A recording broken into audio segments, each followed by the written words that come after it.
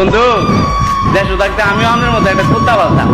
কুত্তাটার আমি খুব ভালোবাসতাম, খুবই যত্ন নিতাম। বিনিময়ে কুত্তাটা আমার খুব কেয়ার করতো।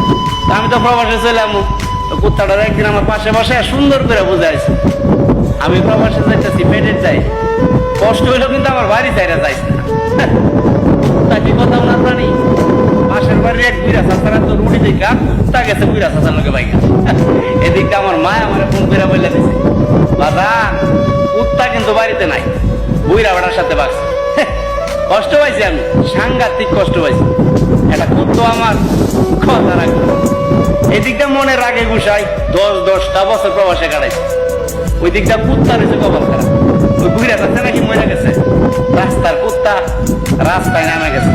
এখন কুত্তাটা নাকি আমার বাড়িতে যাইতে চাইতেছে বন্ধু, বুঝছেন? এখন আপনি কোন বন্ধু 10 বছর আগের কুত্তা এমন কি আগের মতো আছে?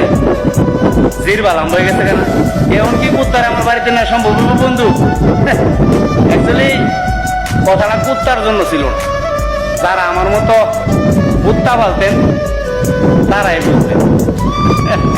এই ভাইটা একজন মালয়েশিয়ান প্রবাসী, কিন্তু এখানে কুত্তা বলতে বুঝিয়েছেন তার ভালোবাসা মানুষটাকে।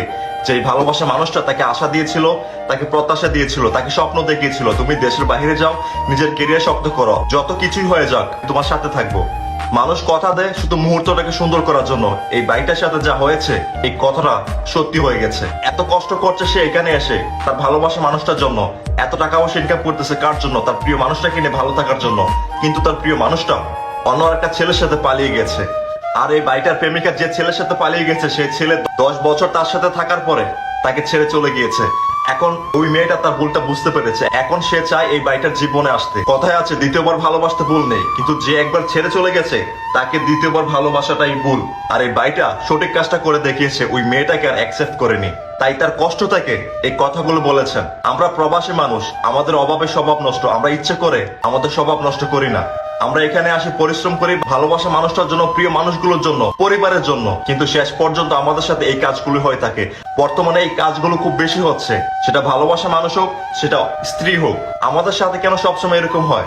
কথায় আছে না, তুমি যার সাথে যেরকম করবা নিয়তি ঠিক সেইভাবে তোমার সাথে সেই কাজটাই করবে, সেটা আগে হোক কিংবা পরে হোক। এখন সেই আপুটা তার ভুলটা বুঝতে পেরেছে, এই ভাইটাকে কষ্ট দিয়ে যখন তার সাথে ঠিক সেই কাজটা হয়েছে।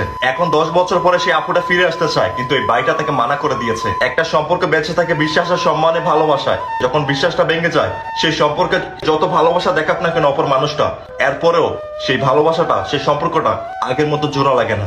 এরকম সম্পর্ক থেকে একা থাকাই ভালো। যারা প্রবাসী মানুষদেরকে অযোগ্য মনে করেন, তারা এতটা অযোগ্য না ভাই, তারাও ভালোবাসা পাওয়ার যোগ্য।